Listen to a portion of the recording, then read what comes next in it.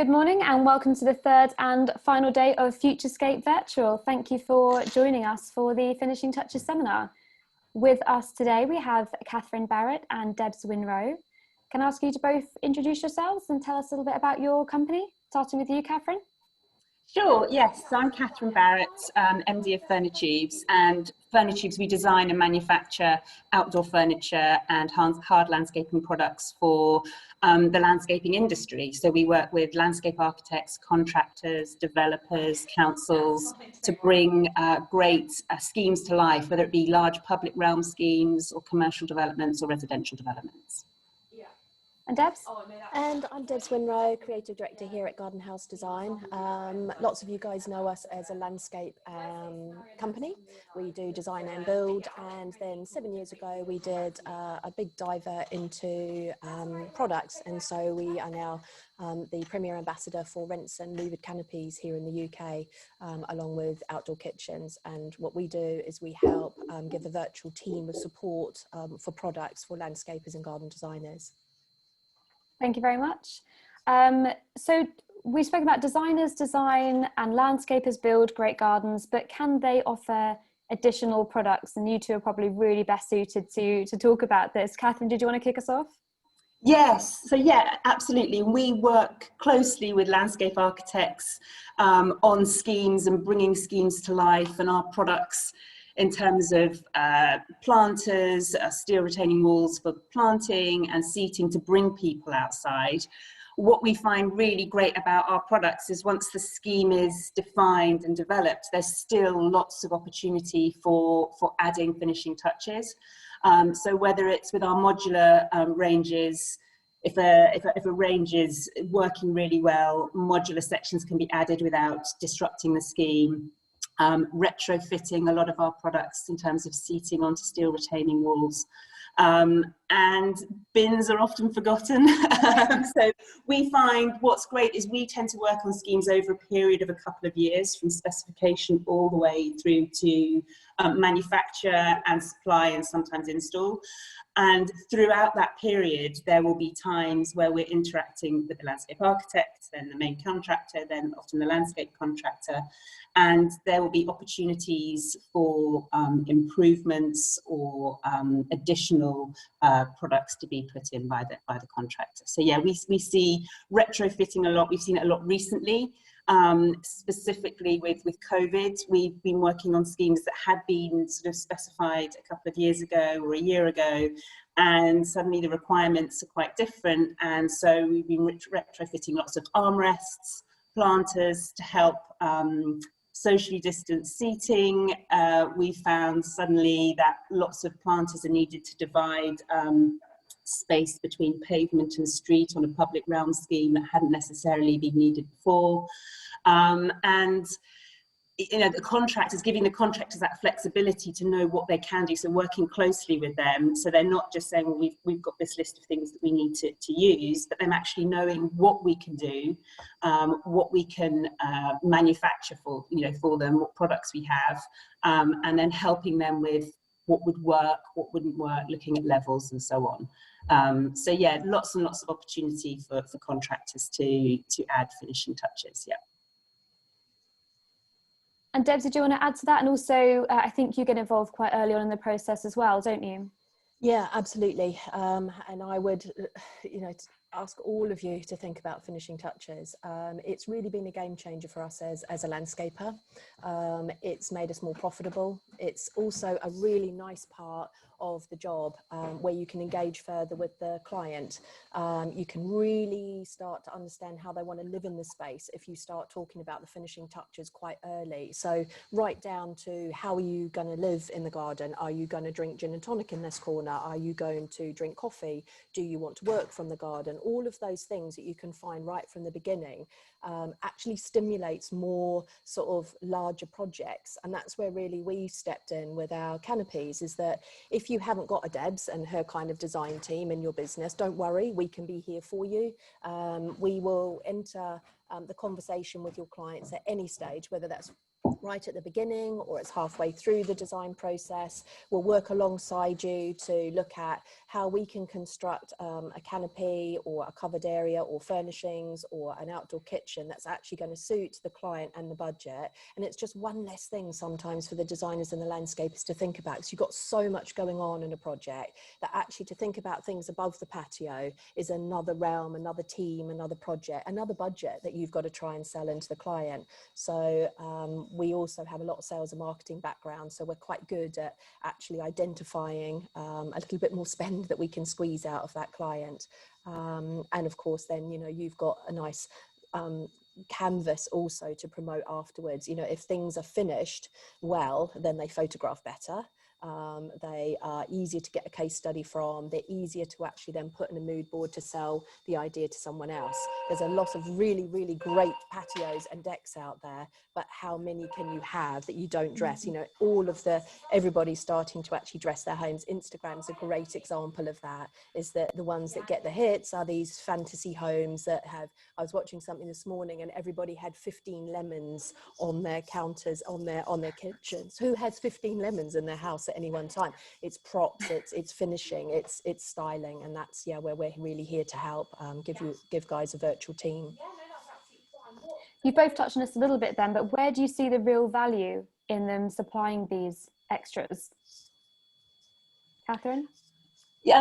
We're true customer satisfaction, so end user being the public or people using the spaces and the client, and really in the margin as well for the contractors. So what we prioritise is really, because we design and manufacture everything ourselves in the UK, we provide as much of the service as we can to the landscape contractors, in terms of drafting, in terms of working with contractors on issues that might not have been identified a few years earlier at specification stage, such as levels, or particular environments that need particular finishes and materials.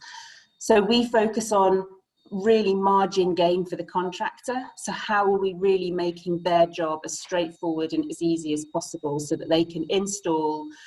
Products being really easy to install is important as well. So, you know, if you can install all of our products in a couple of days or 3 days rather than it take 2 weeks, that's margin gain. That's basically labour that's saved.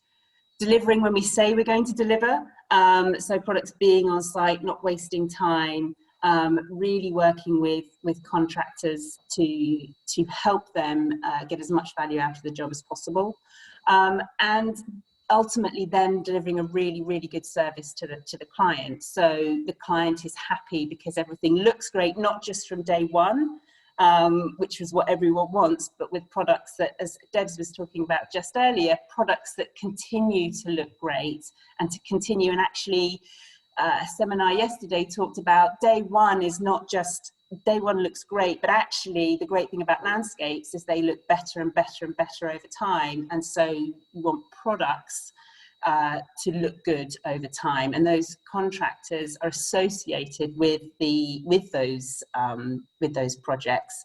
And so having, you know, jobs, as Debs was saying, case studies, but also clients that are super happy with the work that a contractor's done, means more work comes back to them, and by us making it as easy as possible for them to install, makes it better for them.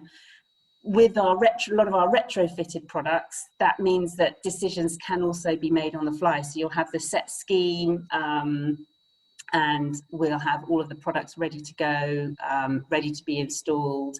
We've done all the work with the contractors, making sure that the levels are right, and we've got all the rights, especially with steel retaining walls, everything's constructed properly.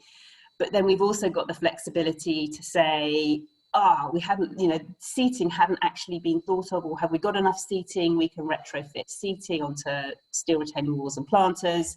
We can add modules to our seating ranges. So we can be really flexible and help the contractor be really flexible to add more value. So for us, we see working with contractors, in partnership with contractors, to really help them add value. add to their margin gain, and provide the best possible service to their clients as possible. We're at the end. We're usually at the end of the job, and so that's when time gets really, really squeezed. So helping contractors still finish on time, to get sign off, that's really, really important to them. So being 3 weeks late just doesn't cut it, because they've got to be off site, by the 26th of November, for them to be able to get sign off. So for us, it's providing real value. It is customer satisfaction. It is real value, and it's helping them really save in the installation and the construction part, which is saving value, saving margin, and labour and so on. How about you, Des? Where do you see the real value? So for me, again, I think it's, Catherine's touched on, it's adding the value to a bottom line, which, let's face it, we all love our jobs and we love our industry, I'm sure, but we still need to make a living. We still got to keep our teams employed. We have to do investment back in our own companies. And for me, it's also about, this huge sort of, this word turnkey that's floating around the markets, and it's coming from the domestic environment as much as it is from commercial. Commercial, we're used to it. They want to deal with one company and buy everything and have a whole solution, but you've got to remember that the people that you're selling to domestically are the people running these big companies. So they're bringing attitudes and buying experiences from their corporate lives into their home lives. So they're asking for detailed documents, they're asking for breakdowns of things. They want to deal with one company, one set of money, and we're seeing that more and more, that actually they're asking, as a landscaper, they're asking us to do the whole package, the whole interior design, if you like, of the outside as well. The other thing that it does do is it stops people, your clients, shopping around. I'm sure you've seen this a lot recently with COVID, is that your clients are much more demanding now, and every time you get to them on site in the morning, they've Googled like how to lay the patio, and should you be using those kind of screws, and what centers are you doing at your deck? Questions that we've never had queried before. And I think we're getting the same on outside. So, what is the warranty of this? And can I retrofit? And, can I fit my barbecue and my sofa under this canopy? Or is the furniture watertight? So what we're trying to do is actually become product experts, so that the landscaping can keep their head down and actually keep building, and that the garden designer can do what he or she's really brilliant at, which is designing, not product searching, because you become personal shoppers for your clients. And if you're not getting a gain from that, I've seen it time again, and I've had it myself all the time, and we're always telling ourselves off, like, how much effort are we putting in just to sell someone a sofa? Because it takes a lot of energy. And then they want to know so much detail about it. And then when you go to buy it, it's out of stock.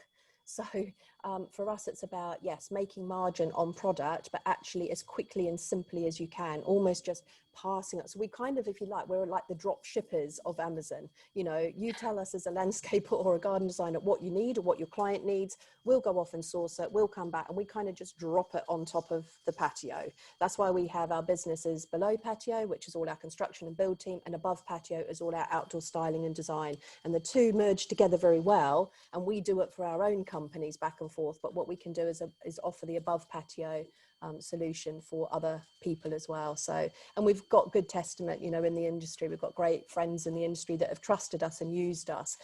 They were a little bit skeptical at first, we'll be honest, because we're landscapers and we have an indoor design team, and they're like, why are you wanting to help us? Don't you want the landscaping? We're like, nope, you guys have the landscaping, you have the garden design, we're just after the products. And we obviously offer a full install service as well, so the landscapers and garden designers don't need to worry about the contractors or that people having the right skills. We've got them. We've got 7 years of these canopies under our belt, so we can do all of that, and put the barbecues in, put outdoor kitchens in, set the furniture up, so we can give a whole solution, while the landscapers and garden designers get on with their true talents and aren't distracted by product. Yeah, and I'm sorry to jump in, but I think you'll also, once a client, I'm sure it's the same in a domestic as well as ours, when a client sees a scheme, and we've had this recently with a big COVID hospital, we had 40 seats and benches ordered and delivered during COVID, and then once that scheme was seen by the clients, then it was, let's get 10 more for this garden, and the contractor was able to say, yeah, absolutely. and got them in within a few weeks. Yep. So a lot of it is giving that flex, really working with your client, who is, for us, it's the contractor, Yep. to help them deliver as quickly as possible when Yep. that extra opportunity comes along.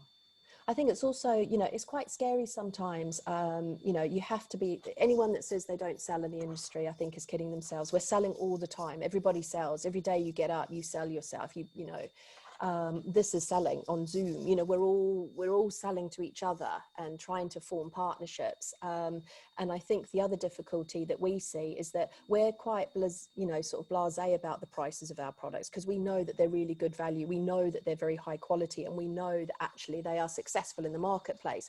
But when you've really had quite a grilling on how much your landscaping is, or how much your fees are for your garden design, and then suddenly you're trying to sell a whole lot of product as well, you kind of start getting a bit nervous sometimes. You start breaking away from actually just being focused. And that's where we've worked really well with landscapers and designers, because they've said, oh, I think there's like a need for a canopy, say. So we go in there just thinking it's a roof with 4 legs. By the time we've actually unpicked everything, spookily enough, there's normally more budget there, but it's not the landscaping budget. It's not the garden design budget. It's a separate budget it's a girl budget, a boy budget they've hidden from the other side of the partner, and it's there for accessorizing.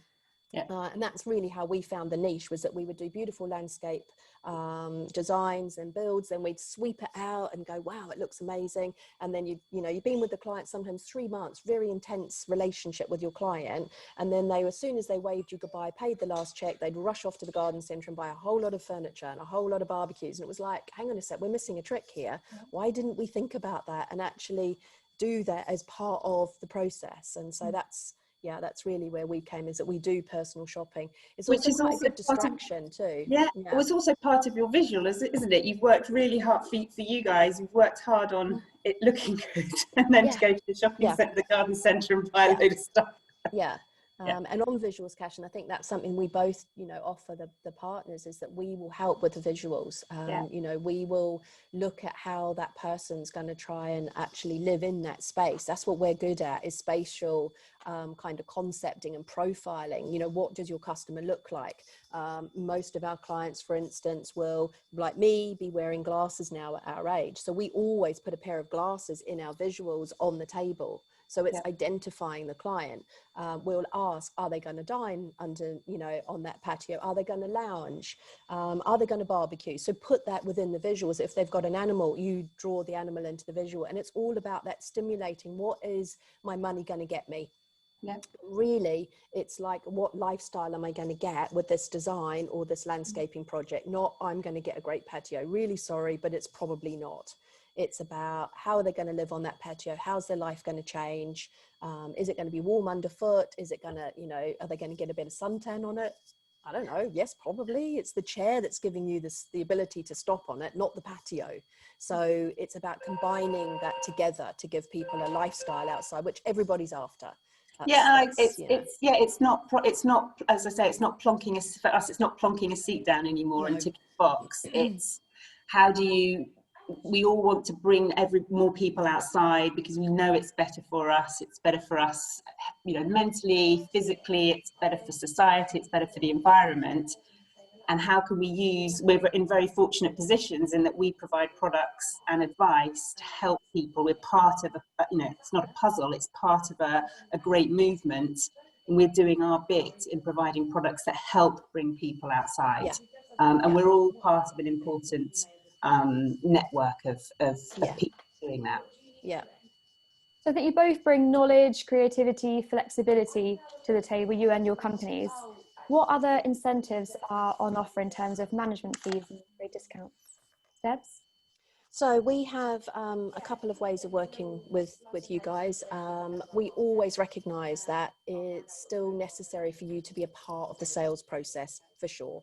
So we recognise that through a management fee, and we look at the value of the products that we obviously negotiate into the project, and we look at a percentage of a management fee to say, thank you very much, but also to keep that person involved, because we also really recognise, as running our own business, that you will always do those visits that you can't charge for. So a garden designer will have, you know, pretty much finished their work and their fees, and then suddenly they'll need to go and do a layout visit, or they'll need to actually be there so that someone like me can come along and do a site survey. Now the client's not necessarily going to pay for that, and it's very difficult to charge sometimes those extra visits, those extra man hours at night when you need to talk to a manufacturer about, have I got the right rail colour, or it's taking a rail colour, a sample piece up to the client. You won't be paid for that. Oh, the rail So what colour. we do is we like, well, actually we'll pay you for that because it makes our job easier. If you can get a rail colour signed off by the client, we're all happy because we can make it in the right rail colour. So we pay a management fee. We also have trade discounting. So if you're probably more landscaping rather than garden designers, if you've got the capacity to take the product value into your overall costing package, then we can give you a trade discount. That's fine as well. The only thing we would say on that is that, and we will always advise and mentor landscapers about this, is that you have to be a bit careful when you're doing a drawdown based on your landscaping schedules, and suddenly someone like us needs quite a hefty deposit. You ask that for the client, and sometimes they think it's the same thing. They get a little bit confused as a client. Oh, I'm being asked for 10 grand for this product that's coming, this pool, this furniture, this canopy that I haven't actually seen yet, and I'm also being asked 10 grand because you've done X amount of work this week. So you have to be careful that you manage that client's expectation, that there's money that you're kind of having into your account that's going straight to a manufacturer, someone you're buying on behalf of, or is it drawing down for the work schedule that you're doing? So again, we can take the finance direct from the client if that's easier. We're quite happy to work direct, and we have a mix of landscapers that will take the money directly themselves, or they'll ask us to financially look after that part of the contract. Either way is fine by us. We have the capacity to do that. And Catherine? Yeah, so from our perspective, a lot of what we're doing is, so it's on two sort of ends, helping look at the contractor's bottom line. So it's the margin management, so making sure we do a huge amount of work within our company that helps the contractor. So in terms of all the drafting, planning, project management, we do all the project management in-house on large schemes. So really enabling the contractor to free up a lot more labour time than they would have budgeted for or presented really at the first stages to their client. So a lot of what we're looking for is taking on that ourselves and providing that service to the contractor. And with large contractors that we work with regularly, who we work on a number of large schemes with, we work on a rebate basis. So we have a partner company who's our manufacturing arm, Contracts Engineering, and between the two of us, we provide a lot of services to the construction industry. And so we found that that's a really good way to build up really good long-term relationships with working on a number of projects with a small number of decent sized, large sized landscape contractors. And then we appreciate that, you know, we've all, as Debs is saying, you know, financing, cash flow, it's really important. And this year more than any year has shown that really working with customers and suppliers to make sure that the cash is going round. So working with our customers in terms of helping, not helping finance, but, you know, being reasonable with terms. So having decent terms, not expecting everything to be paid up front, working on terms, and then helping them work with their customer in terms of making sure that we're all getting paid in the right way, and that we're continuing to see sort of the cash flow coming through the businesses, because profits are important and cash is really, really important, especially in years like this, when it's been, you know, supply chain's been stretched and cash flow's been stretched as well.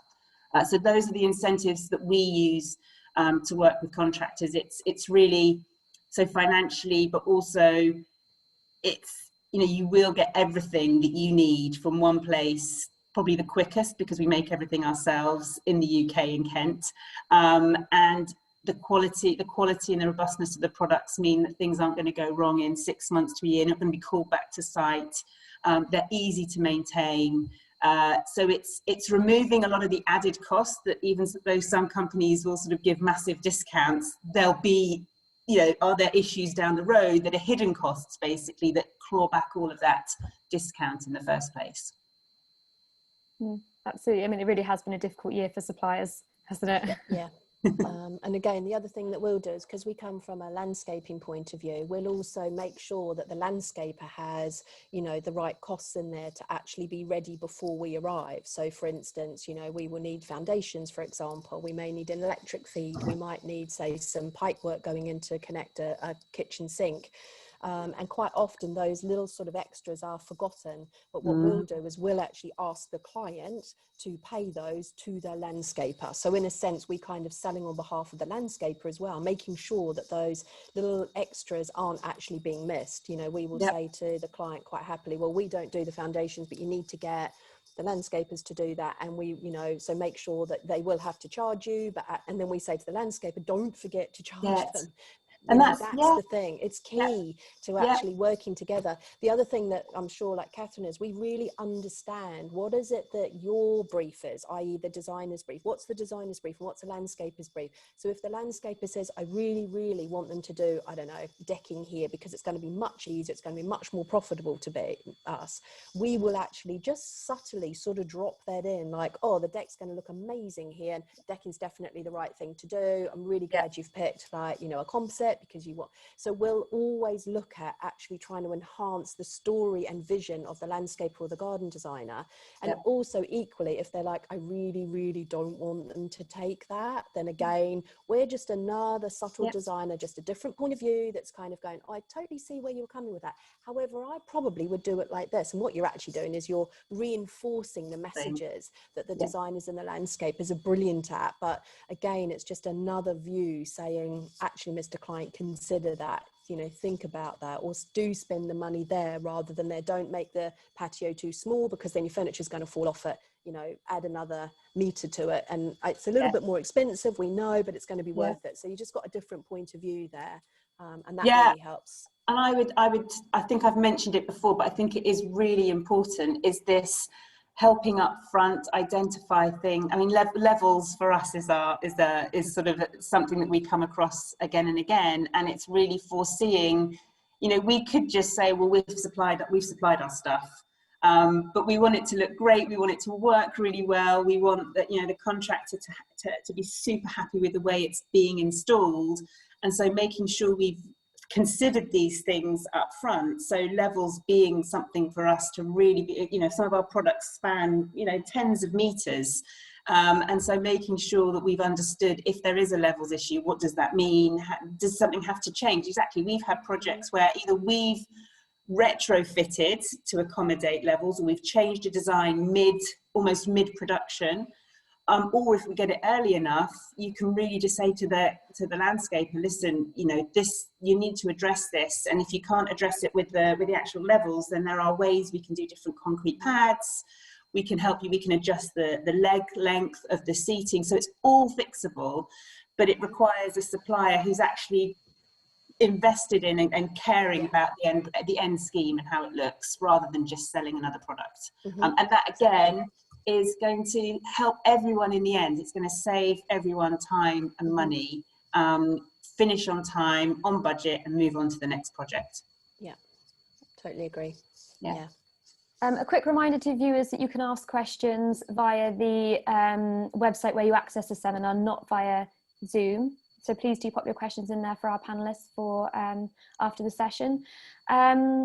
So what happens about installation? Do you offer a service, like you actually told me a little bit about this earlier? Debs? Yep, so we offer a full installation service, because actually it is a bit like a box of Lego, the canopy. And the only thing I can think of is if you've ever done any renovation and you've had people in your home building and building with massive amount of skill and experience, and then suddenly the carpet fitter arrives. And suddenly the transformation of the space looks incredible, and they go in and they're really quick, and suddenly everyone goes, oh my gosh, the house looks amazing. And the poor guys are standing back going, we've worked hours on this shell of the house, and the carpet fitters have just zoomed in and kind of, it's a bit like when you're turfing, you know, suddenly you put that turf down in a garden and it looks amazing. The canopies tend to be the same. They're very complicated to create and build on a computer behind the scenes, and then they're but they have something like 150 moving parts. So we do the installation, because then actually we, again, to try and teach someone, they might only do one canopy a year. and to actually then for them and to invest like 2 or 3 days for their team to come and learn how to do it, we just wouldn't be feasible. However, saying that, it is something that we are really looking for is people that actually want to join our team of installations, because I think actually the more, again, there's another revenue stream there for landscapers, that if they actually want to join the team and can afford to invest a couple of days to learn about the canopy products, I think all of us as kind of representatives and manufacturers, we are all, you know, it's hard to be nationwide, especially at the moment. You know, we've got an install today, we've had to take 3 vans because we can't travel together. So the cost actually, and we haven't passed that cost on to the client or the landscaper, we are holding that cost ourselves. But if we've got landscapers that actually can do more installation and prep ready for installation, then the world's going to be even better, because we'll all be earning a bit more money. And installation is quite a good way of earning revenue on product, because it's just really theoretically out of a box, install, put it down. So yeah, there's another revenue stream there. Would you rather Garden House Design did the installation rather than the landscaper, or? That's a really interesting question. From my creative director, want to grow the business? No, please, as many people as possible. I want to sell many more canopies. I just want to make sure that they're recognised for their investment in learning how to install. And therefore we would certainly be encouraging us to still price the installation for them, so that they actually don't undersell themselves, because it is quite a skilled job. And sometimes, you know, you've got, it is like Lego on a Christmas morning. So it all arrives in a box. There's nothing labelled. Everything is parts. You've got to get it out in the right order. You've got to put it up in the right order, and then you have to program it all. And of course, you're normally being watched like a hawk. You know, customers will be watching every minute of you by now. So yeah, and a lot of the beams are quite heavy, so there's quite a lot of health and safety that obviously you have to take into consideration. So yes, I would like lots of people to be able to install them, because then we could be bigger.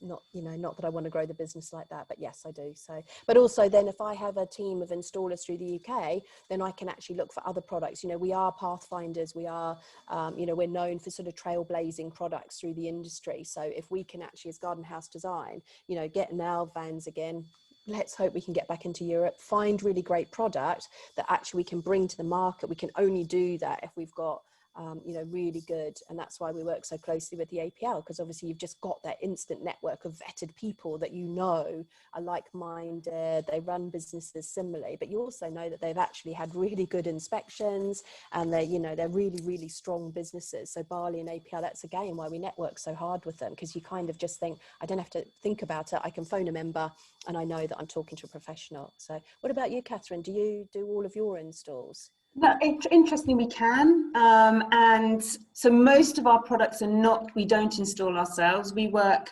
really hard from a design, so part of the design brief is, you know, one of the many pieces will be ease of install, so that we think about how a product is delivered and how it is put together and installed. So either it's finished and it's a matter of the fixings, or it will be a backrest or an armrest will be separate and they're fixed together on delivery. And we think very hard about, that's part of the product, is how easy is it to install and maintain actually. So if, you know, if you need to access part of the fixings, can you remove one slat rather than the whole thing? And the design team create really fantastic installation guidelines, so really detailed. This is for the, you know, this is what you do first. Make sure you've got the, you know, we provide all the fixings, we provide all the, you know, O&M manuals, technical data sheets, so for ongoing kind of maintenance, which we'll get to on backup and support. But yeah, we try and give as much information to the landscaper as possible, so that is part of their, that's kind of the final part of what the service they're providing for their client. So we want to make it as easy as possible for them. We are asked often, not often, but a few times a year, and the larger the schemes that we're working on, the more we're being asked actually, is can we install? So when we're asked, we do. And we have a few really great installation teams. And I would agree with you, Debs, it's that flexibility, a network. And I know a few other companies like ours have developed networks around the UK of trusted installers, because I think that if we're installing our own products, so either we have guys from the company who will go and install, but more and more, to be flexible and to grow, we need teams of trusted installers who will do that for us, who know our products, who will also problem solve on site. You know, that they're kind of representing furnitures, and we need them to be able to work with the landscape to solve anything that comes up at the time. That's really, really important. So we've worked hard in the last year actually to develop good relationships with one's a sort of a partner decking company who also help with our installations, and a couple of landscapers actually who are really good at installs and actually are interested in doing installs as well as their regular big landscaping projects. So it's helping them understand our products, which ours don't come in hundreds of bits, fortunately. They come, you know, ready assembled. It's really a matter of making sure some of our steel retaining walls, we've even worked really hard on making sure that even if it's a super bespoke design and we've got lots of different curves, that each part is labeled so that you know that, you know, part 532 goes with part 531. It's all etched onto the steel with the instructions. So it's making sure either the contractor or the installer knows exactly what they're doing, can use, you know, is happy to problem solve if they need to, but also that we provide really, really good installation information so that basically it's something that the landscaper can do should they want to. Yeah, absolutely. Ease of use. Yeah, yeah. Ease of use is one of our favourite terms. Make it easy. Make it easy. So you mentioned this a little bit, but what about the backup and support that you offer, Catherine? Yeah, so for us, I've talked about, you know, installation guidelines. So it starts really because we have everything in-house, we have a fantastic in-house design team. So they work on new product development, but also a really important and critical in the kind of the very first stage of specifications. So they'll do a huge amount of sketching, drafting, then when it gets to tender stage, sketching again, making sure the landscaper knows that, you know, what's specified, this is what you've asked for, this is what it's going to look like. Working with landscapers on levels and looking at the terrain, doing site surveys, making sure we really understand where the product is going to be going. So there's the kind of the creative piece and helping landscape architects specify and making that as easy as possible. Then at the tendering stage, making sure we've understood where, you know, how that project's evolved. And then when it comes to, you know, really site surveys, helping the contractor really understand what they're ordering, helping them determine, you know, RAL colours is a popular one. And also are there opportunities for, you know, now this talked about COVID, we've talked about retrofitting, what else is there? So that's an opportunity where we can work closely with landscapers. And then on the delivery, we have a full in-house project management team, in-house manufacture. So we have that ability to really manage these projects, which can be, you know, really large scale, and offer the flexibility because we design in-house and we manufacture, you know, we engineer and manufacture in-house.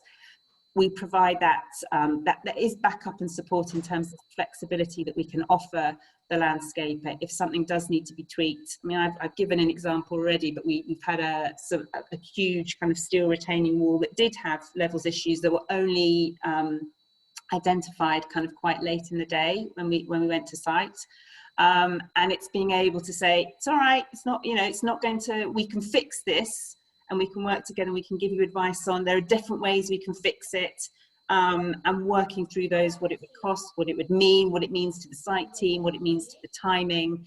And so all of that backup support is, we view it as true partnership with our landscapers, so that we take, I mean, we are super proud of all the projects that we're involved in. I'm sure Debs is the same. You know, the case studies and the pictures are you know, going into, we're fortunate that most of our work is in the public realm and we can go and see it, we can go and sit on it and be proud of it. So for us, providing that backup and support all the way along is part of, it's the reason that we're here. It's the reason that we're doing what we do, is to create these fabulous, wonderful schemes. And we're fortunate that we can work with great landscape architects, forward-thinking councils or developers, and really great landscapers who also want to bring things to life. So as much support and backup as we can give, we do, and we do that, as I'm sure Debs does, by having a lot of teams in-house that can help the landscapers so they can do what they're really good at, which is bring these amazing schemes to life and installing them and planting them and then maintaining them. Debs, how about you? Yeah, so quite similar. I mean, obviously we tend to work for, you know, just one product, say a canopy going into a domestic design. What we do is we even price it all in just like a retail Word document. So the landscape or garden designer literally just sucks the information and drops it into their own paperwork and their own quotation. We have lots of SketchUp files, so we can actually draw the scheme. We can draw the canopy for real and then just send a SketchUp file so that the designers can drop it into their plans to get a sense of scale and rotation and colour, etc.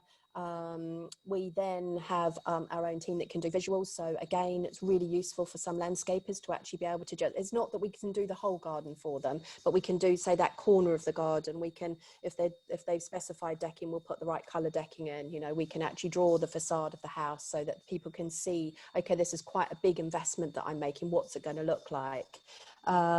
We've obviously got Damien, our ops director, who pretty much attends all site visits. So he's installed more canopies than anyone in the world. We've probably designed more than anyone. So actually we're pretty good at kind of being able to say, don't worry, you know, we can get this done. And we do come across issues, of course we do, but we take the responsibility of resolving that. I can hear stuff going on behind me that there's somebody on site and everyone's like phoning and going out into the warehouse. So they've obviously got a bolt missing or something. That will be driven up today. That we won't question that. You know, if there's something that's missing or we see a level's not right, then obviously again as landscapers, or say for probably the most common thing we get is that people will finish the project, will finish the deck, and then the canopy legs obviously need to go through onto footings. Because our guys are landscapers, we'll quite happily say to the landscaper, look, don't come back, we've only literally got to cut 2 tiles and we'll do that for you. Because actually for them to come off site to just come back to do, say, a couple of bits of decking around a leg or something. So again, those are the sorts of things that we do. Plus we do a lot of good sort of social media stuff as well. So we actually are trying to encourage our photos when we put them online. They actually are always tagging in the landscaper and the garden designer. So we're really rich on actually trying to give them credit as well. That's really important to us so that people can see that there's a, you know, there is a partnership there. It's not like, you know, we will say we've installed it, but we certainly never take credit for designing or doing the landscaping work if we didn't. And that I think is a support that is really vital, that people aren't trying to actually take your ideas and spin them, that it's all about a collaboration in the marketplace. Yeah. What do you both do? Sorry. That's okay. What do you both do about photographing projects? Do you try to encourage the contractor to do it, or do you both try and make sure that you take photos yourselves for your own bit of websites? both really. It's sometimes we're at a very early stage of the design because obviously we're literally putting our product in. If it has to be installed, you know, say like on the base and then the decking or the paving is going on top of it, quite often we are in a, you know, a very sort of traditional messy site environment. So we literally just see the canopies with all its sides up, you know, and legs sticking into a decking. So we have to be, we're so grateful when the landscaper actually sends us that, you know, photos back in. It's just wonderful because actually we can then promote them for them and for us. To be fair, we usually, there's very few jobs where we don't actually get to meet the client. And the client are usually pretty good at sending us things. If it's out totally, you know, at our control and we are able to go back, then I will go in and personally dress the stands and dress the gardens, and then we take photos of the dress garden, and then we share those with the landscaper. So that's and kind of another bit of service they get, is they get some marketing material to actually use themselves, and we just keep the landscapers always, if we go back say 6 months later because there's something that they need us to do, plump a cushion or clean a gutter or whatever glamorous things we get to do. Then if we take it like the project at another season, then obviously we'll try and send that onto the landscaper as well. Photography is quite hard, you know. I always mention my dear friend Mandy Bucklam whenever I come on one of these seminars. You watch her, guys. She has her photography absolutely apt, where she'll go in and she'll take hundreds of photos to get those really brilliant shots. And it does sell. You know, you need to take photos of your projects for your mood boards, for sure, and for your websites. I completely agree, because it's a really, it's what we do is so visual, and the photographs communicate what the schemes are doing, or what the gardens are doing, and how people are using them. So for us, yeah, photographs are really, really important. And we've kind of evolved from taking sort of pictures, as many pictures as possible on a phone, to actually taking fewer, but of really great sort of professional photographs of schemes. And we really like to share them with the landscaper and the landscape architect. And it's, as Deb said, it's an extra thing to add. It's because our stuff is usually the last to go in. So we're often on site, you know, taking pictures and getting excited and sharing them. So if I'm in the warehouse and I can see some of our products are wrapped up, ready to go, I'll be sending pictures to the contractor to say they're ready, or to the client to say, look, they're on their way. And then pictures of the site. I think really important to have pictures of the site, ideally when you can control the weather, with a blue sky, sun shining, lots of people. So we always share those. And what we're also trying to do more of are the kind of the before and afters. So before, during and afters, I think, are really cool, because that's when you see, we delivered the outdoor furniture and hard landscape products for a beautiful development in Westminster, Christchurch Gardens, in the summer. And it used to be, from what it used to be to what it is now, is just amazing. And we're just a small part of it. You know, the Reardon Smith Landscape Architects, WSP and FM Conway did a great, you know, they did the big work. But to be able to send to all of them the lovely kind of end product photos that we're using on our website, but happy to share with, you know, with the people that we've partnered with to create that. Definitely, I think photography and imagery just becomes more and more important, but not just a picture of a product. And this is where we'll be moving away from in our website. Rather than a picture of a product, it's a picture of a scheme, and it's a picture of how multiple products can be used together with people engaging with them. So having much more life to the picture than just a sort of a catalogue, basically, is what we're moving away from. Yeah, us too. And one of the big things that we've got, again, I guess it's a support thing, is that we've got a huge library of UK projects, and obviously that's taken us 7 years to get that, because most products will have these very beautiful, glamorous catalogues, but they're very staged. You know, they are in hotels, or they're in very glamorous residence. And obviously for us, a lot of ours are shot in Europe, so they've got shutters in, you know, the European gardens, and the British customer can't relate to that. They're like, oh, what's that going to look like in my garden? So we've really tried hard to get a library of photos and mood boards that our designers and our landscapers can use to say, this is what the lighting looks like. And we try and take photos on dull days, because obviously then it highlights lighting, or our heaters, or our blinds that come down. So we actually just as much, and we also try and change our photos seasonally. So we wouldn't send, say, if I was doing a pitch for someone today, I wouldn't be showing them, unless their build was in summer, then I might show them summer pictures, but I'd also be showing them wintry days, you know, teaching people how to live outdoors with our products. That's a key thing for us, is the education for living outdoors, because we're not very good at it in the UK. We're really good at it when we get to a ski resort. Suddenly everyone puts a ski jacket on and they all can drink and eat outside. But we can't do it here. I don't understand. So yeah, that's when my mind just goes like, why? So hence why we sell canopies, because at least it keeps people living outdoors for longer. Yes, absolutely. That's one of our core things. So yeah. Take lots of photos, guys. Photos. Photos. Completely agree. And I think video as well, to a certain extent, is really helpful to give kind of more of a panoramic view, make people feel like they can experience a particular scheme and see what it's like. Good good for award entries too, and for when Pro Landscaper contacts you for portfolios. Going in and been hearing about it soon. So yeah, absolutely, photos and video. And it's, you know, you've got to get your social media up. That's you know, we get so much business from social media. So that's another really good way of actually, you know, that we can support people in the industry, is they can just point people to us to actually look at the product and know that, you know, we're going to sell it right, we're going to sell it at a good price, and we're really proud of what we do. So it's almost like they can have a virtual shop sitting beside them of all these suppliers that they can recommend to their, you know, to their clients and customers, without having to do, you know, or be experts at everything. We don't need them to be. We can quite happily take portions of the project for them. We've got a few questions from those watching. You both mentioned this a little bit earlier, but I'll ask you to just go through it again. Someone said they're a designer. At what time would you want to be engaged in a project? I guess we're probably quite different, Catherine, I think, aren't we? For me, as early as I can be. I have quite a long lead time on my product, sometimes sort of 12 to 14 weeks. But also you have to remember, people always ask about lead times, and they expect that lead time is when it starts in a factory and it comes out of the end of the factory. And what you have to remember is it probably takes just as much time to get it to factory. So there's site surveys, there's quotes to do, there's samples to collect. So actually as soon as possible, because also then we can see again, is it within budget or is it not? Because obviously the garden designer doesn't want to feel that they're pushing something that's pushing the whole budget over, and actually it's just because we've put product in there. So it's better to kind of be upfront. We are a little bit like vampires in the fact that we won't go to site until we're invited. When you invite us in, we will come.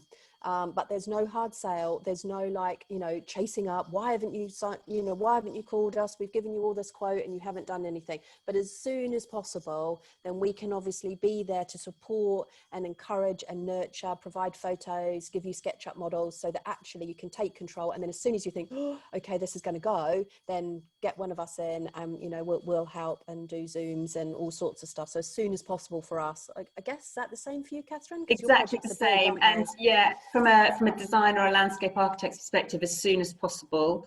Once the scheme is kind of the outline of the scheme is there and they understand how they want it to flow. Yeah, but because so much of what we do, the steel retaining walls are such a big part of a scheme. The seating is often a key feature within a scheme in terms of how people are going to use the space. So the sooner we can be involved, the better. And similarly, you know, we'll send CAD blocks. We actually do a lot of work with the landscape architects, helping them think about which products, or we have, because our products are very modular, which pieces should be used, which pieces go together. Sampling, you know, samples take time, and what go back and forth, because with each stage, you know, we've just worked on a really lovely specification, where we got involved at the very earliest stage, which was awesome, and we've seen it through each stage, and providing the CAD blocks, providing the sketches, helping whoever's working on the specification drawings to make sure they've got the right cross sections, that we understand the build up if it's a roof deck. All of these pieces, if we know it, we can really help specify and get much more information into the specification. And similarly with a contractor, you know, in terms of when it comes to tender stage, it's also really important in terms of lead time. We have great lead times because we manufacture, but as you said, Debs, there's also all that time, if it's a big scheme and we need to do you know, a general arrangement drawing that has to be approved, that is extra to the manufacturing time. That has to be taken into account. Manufacture we have a lot more control over, and then it's making sure all the moving parts are ready for the design. But sign off on drawings actually can be the piece that takes in our head. We're like, yeah, it's a 6-week lead time, no problem, and then 6 weeks go by and the drawings haven't been signed off. So it's that we've learned that we talk about our lead time once drawings have been signed off. And yeah, the earlier we can be involved, it's because we can then, there are always, we have lots of standard modular products, which means there's great consistency and quality in our products, but you still have the creativity and flexibility to create great schemes. but it also means if there's something that needs to be slightly tweaked or customized or bespoke, it can be done with more time, basically, rather than rushing it. Yeah. Catherine, someone's asked, how are those specification drawings paid for? Is that part of the cost of your product or part of the designer's cost for specification?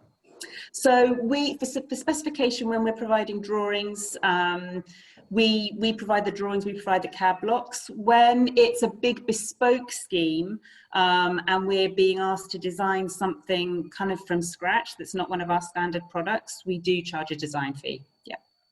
But for our standard products, we have CAD blocks, we have the sketches, and that's something we provide on a daily basis to landscape architects, is access to all of those, as much information on our standard products as possible. But for large, most of our bespoke schemes are very large, and that would involve, a design fee. It's quite a good, if I can jump in there, Nina, because actually one of the things almost for the reverse for me is that one of the things I would ask of the industry for people like furniture companies, canopy companies like me, it's kind of smaller products. Please just do bear in mind, we will give you free design, but we're not being paid anything. Absolutely nothing. So I'm now being pushed more and more to do a lot of amendments. So I will do a design for free. It goes to client and then it comes back with loads of amendments. Not only that, but I'm asked to do it immediately and overnight. And it's kind of like, actually guys, come on, I'm not being paid to design. I'm just giving you a free service. So you do have to bear with us, because if as manufacturers, we get so pushed into having to give free design, then actually we will all start to need to charge for it, because I have to look at my capacity and my design team. I've got 4 of us and I have to look every day, right, what's priority? And of course I'm going to prioritize things that I think are going to go to a sale. So it's a bit like tender processing. Tenders are awful. They come in and you spend weeks on them and then you don't even get a thank you. But the only time you hear from them is if you don't hit the deadline.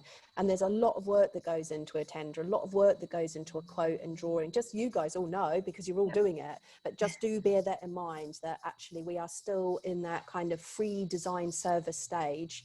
And it could be that somebody else has been paid to make amendments on their drawings, but we're not. So just treat us a little bit gently if we say, can we get back to you tomorrow? It's not, because well, I would, and Debs, that's kind of where we got to, and we certainly, what I should say is, up to a certain, when we look at a project, there's a certain amount we will absolutely do for free, because that we want to win the project.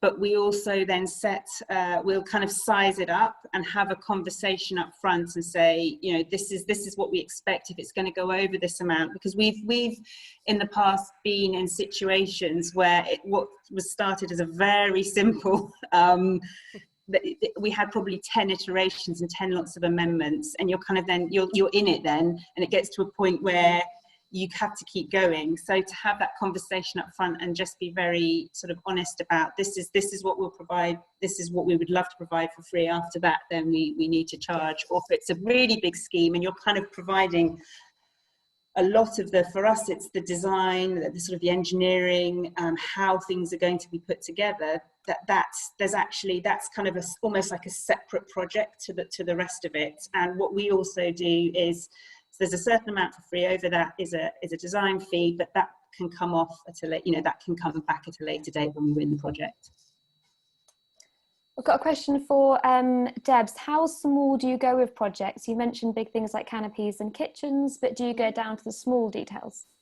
So yes, we obviously we have a web shop that you can buy from. So you can buy planters, water features, pizza ovens, and if you log on, then you can set a trade account up, and each product will give you your trade discount. So that's one way that we can work with you. And obviously we're here kind of on email or phone just to say, what would you guys recommend?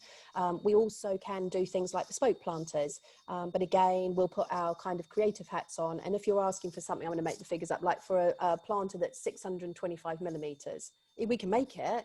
Actually, could you get away with just doing 600, because they're off the shelf, they're in store, and they're actually going to cost £200, whereas 625 is actually going to cost you, £300. So we'll always look at it from how would we approach the design as well.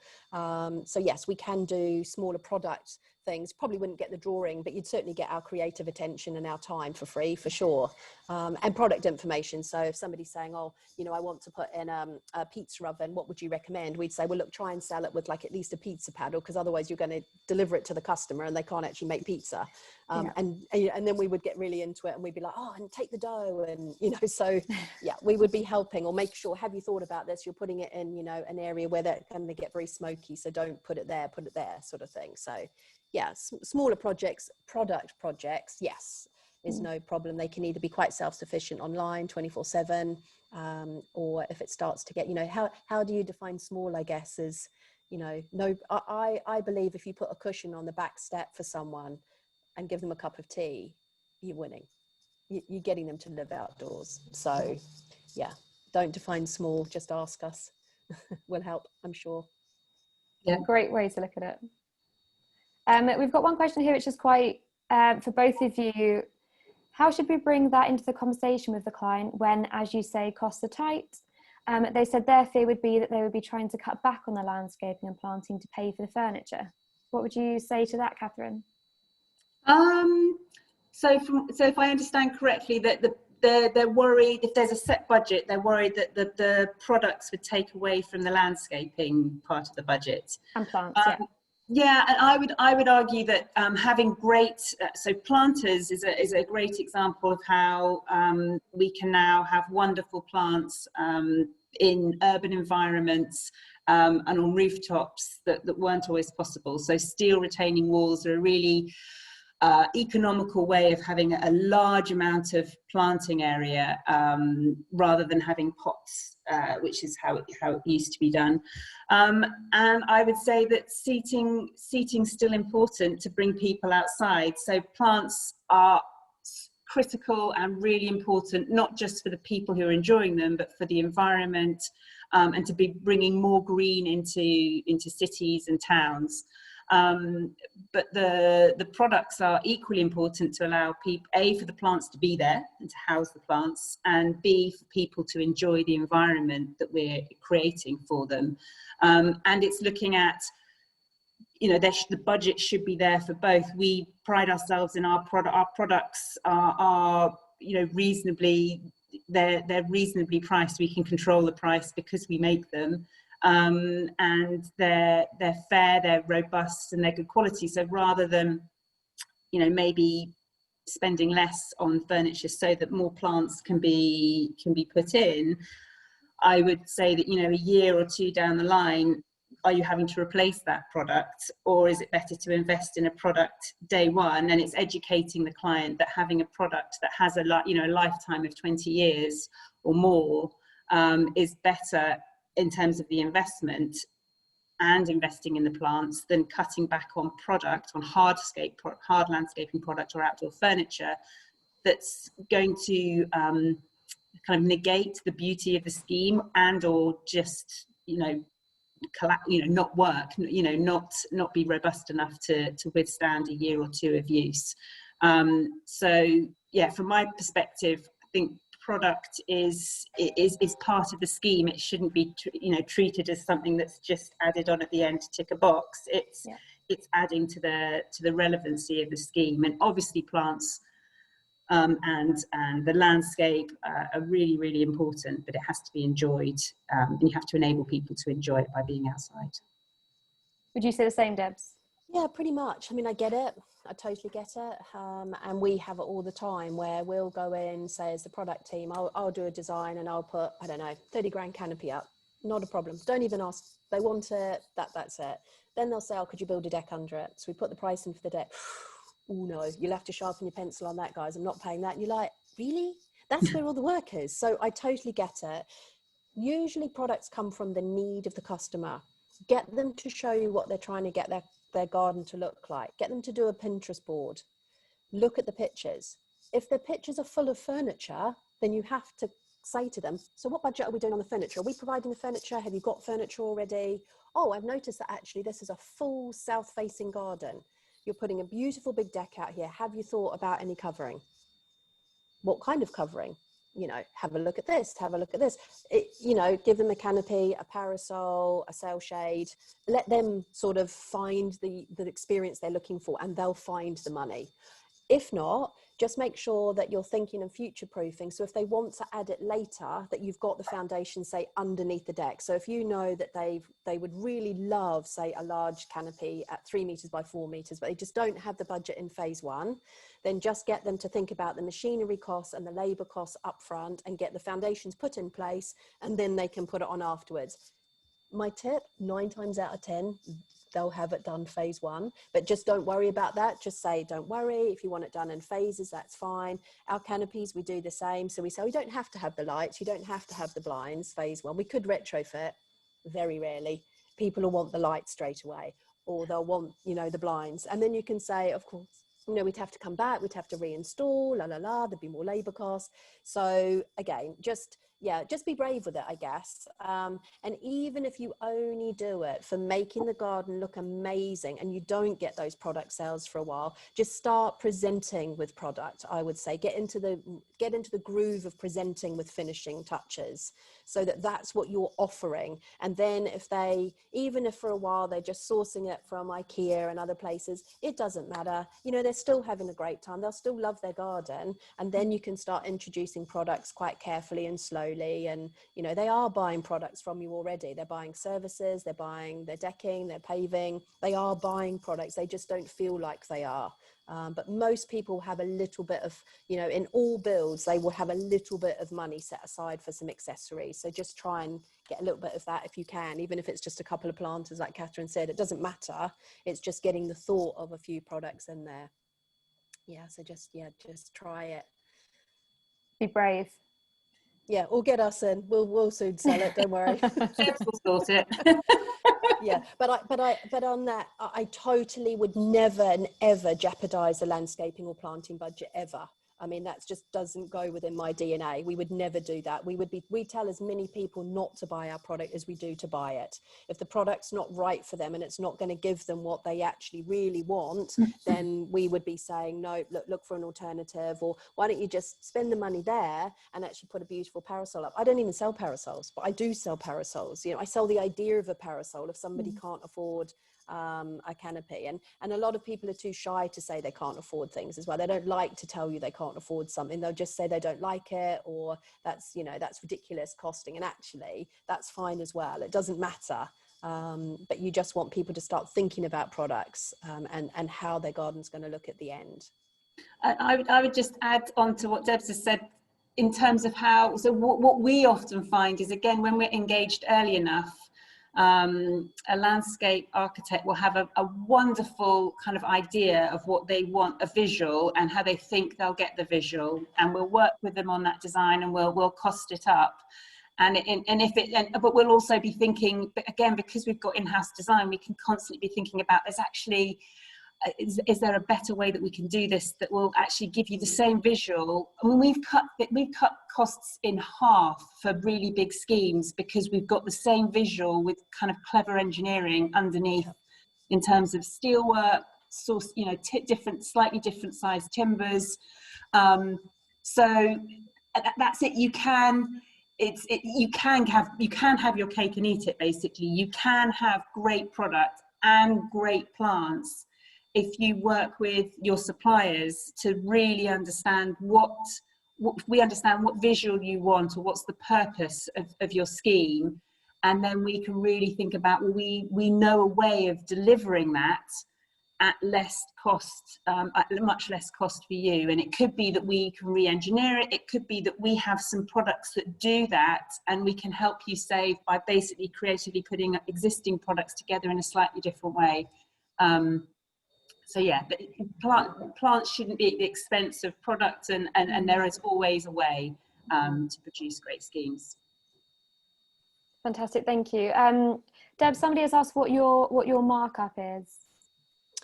We don't actually do any markup. We work backwards from a recommended retail price, and that's really key for me. I believe that a manufacturer has put all the energy into delivering a product to the marketplace at the right price. They know what their products are worth. and then it's up to them to decide how much margin they can give you on that. So there isn't markup as such. If a canopy is retailing at £10,000, that's what we give you to tell to the client. They will buy it at £10,000, and then management fees and trade discounts come off that. So in effect, we're giving you part of our margin, because at the end of the day, I believe that everybody should keep to a recommended retail price in all products, from a small planter up to a huge scheme, because otherwise the market gets very confused and it gets very messy, and people start shopping around and, you know, does it include delivery? Is it the same product? And you can't really get a good comparison. So we work all of our schemes on recommended retail prices straight from the manufacturer. And then we actually look at, well, actually there's a multi discount because they're buying, I don't know, 10 planters. So of course you're going to look at, like, okay, can we actually develop, you know, it's still only 3 pallets, so we get cheaper delivery on it, or something like that. So it's sort of, it's discounting that's appropriate for the project and the scheme based off recommended retail prices all the way. It just keeps it cleaner. It also means that if I tell you a price and they look it up online, it's the same.